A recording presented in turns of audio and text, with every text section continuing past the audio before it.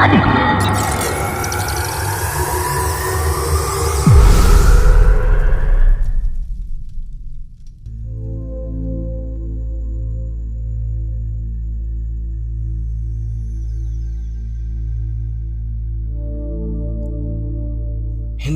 آزاد ہو گیا تھا۔ پاکستان عالم وجود میں آتے ہی آزاد ہو گیا تھا، لیکن انسان ان دونوں مملکتوں میں غلام تھا۔ تعصب کا غلام، مذہبی جنونیت کا غلام، حیوانیت و بربریت کا غلام۔ دنیا میں جتنی لعنتیں ہیں، بھوک ان کی ماں ہے۔ بھوک گداگری سکھاتی ہے، بھوک جرائم کی ترغیب دیتی ہے، بھوک عصمت فروشی پر مجبور کرتی ہے، بھوک انتہا پسندی کا سبق دیتی ہے۔ اس کا حملہ بہت شدید، اس کا وار بہت بھرپور اور اس کا زخم بہت گہرا ہوتا ہے۔ بھوک دیوانے پیدا کرتی ہے، دیوانگی بھوک پیدا نہیں کرتی۔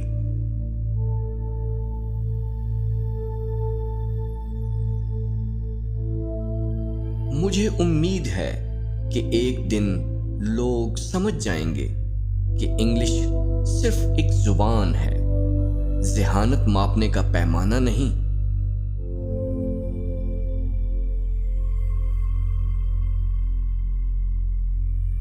سچائی 3 مراحل طے کرتی ہے۔ اول، اس کا مذاق اڑایا جاتا ہے۔ دوم، اس کی سختی سے طاقت کے زور پر مخالفت کی جاتی ہے۔ سوم، بالآخر سچائی کو تسلیم کرنا پڑتا ہے۔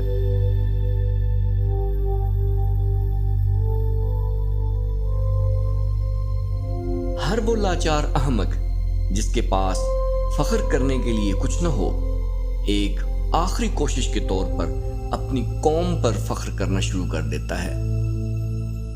اس کی واحد خوشی یہ رہ جاتی ہے کہ وہ اپنی قوم کی ساری غلطیوں اور بے وقوفیوں کا بے شرمی اور ڈھٹائی سے دفاع کرتا رہے۔ اس کے خیال میں اس کے اپنے احساس کمتری سے نجات کا یہ واحد رستہ ہے۔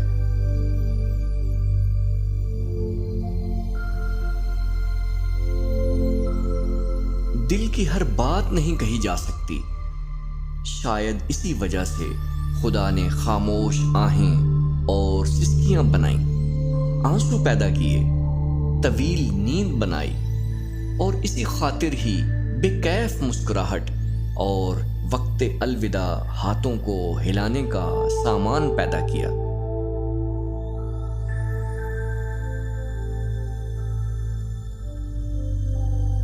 سوچ کی آزادی کے بغیر کوئی بھی ایسی چیز نہیں جسے ہم دانش کہہ سکتے ہیں، اور اظہار رائے کی آزادی کے بغیر کوئی بھی ایسی چیز نہیں جسے ہم عوامی آزادی کہہ سکتے ہیں۔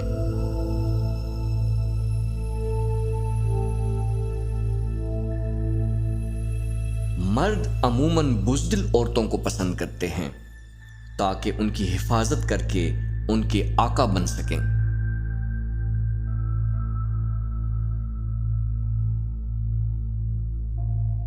جب کسی عورت میں حسن، ذہانت اور مضبوط تخیل یکجا ہو جائیں تو جان لو کہ تم مشکل میں پڑنے والے ہو۔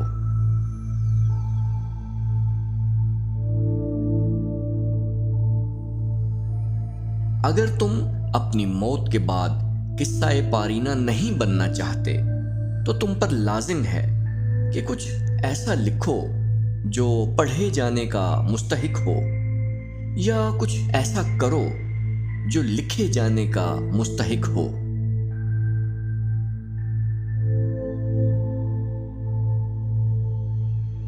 عورت اگر پہاڑ توڑ کر دوسری جگہ منتقل کر دے اور اسے اتنا کہہ دیا جائے کہ تمہارے ہاتھ بہت خوبصورت ہیں، سلامت رہیں، تو اس کی تھکاوٹ ختم ہو جاتی ہے۔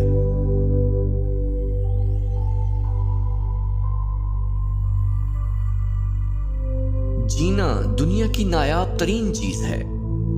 زیادہ تر لوگ اس دنیا میں صرف موجود ہوتے ہیں جیتے نہیں ہیں۔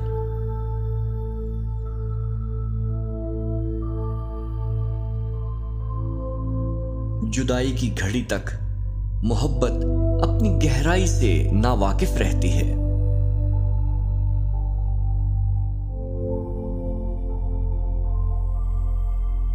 کسی کو کبھی بھی ایسی عورت پر بھروسہ نہیں کرنا چاہیے جو اپنی اصل عمر بتائے۔ ایک عورت جو کسی کو اپنی اصل عمر بتا سکتی ہے تو وہ کسی کو کچھ بھی بتا سکتی ہے۔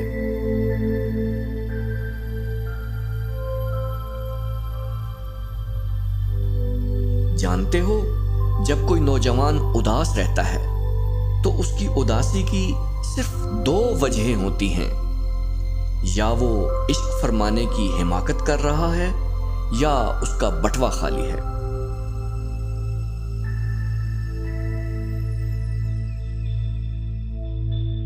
اگر آپ کاکروچ کو ماریں تو آپ ہیرو ہیں، اور اگر آپ خوبصورت تتلی کو ماریں تو آپ ویلن ہیں۔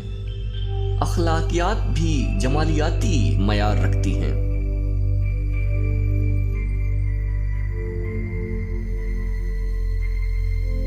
بیمار کسی قسم کا بھی ہو، اس کا پہلا علاج تسلی ہے۔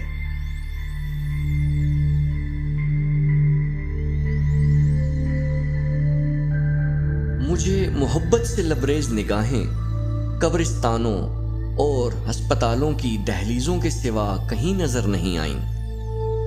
ہمیں اپنے پیاروں کی یاد آخر میں ہی آتی ہے۔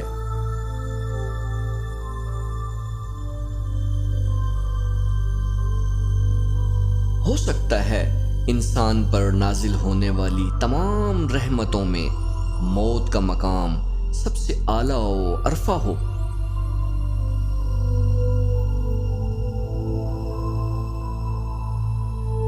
میں پسند نہیں کرتا کہ دوسروں کو مرعوب کیا جائے، نہ ہی میں یہ پسند کرتا ہوں کہ دوسروں سے مرعوب ہوا جائے۔ میں نے ابھی اس شخص سے ملنا ہے جو اپنی غلطیوں پر نظر رکھے اور خود اپنی ملامت کر سکے۔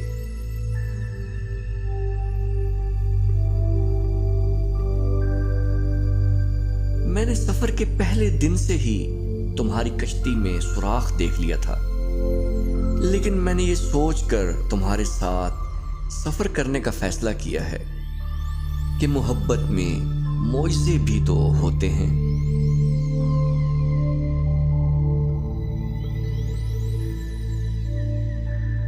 صرف محبت کرنے والے اور خطرناک دشمن ہی ایک دوسرے کی آنکھوں میں دیکھتے ہیں۔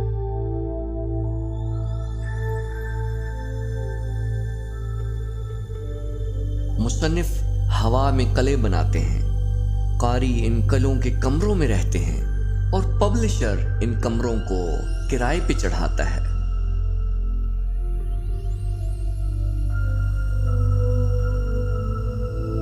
ایک دن تم مجھ سے پوچھو گے کیا زیادہ اہم ہے، میری زندگی یا آپ کی؟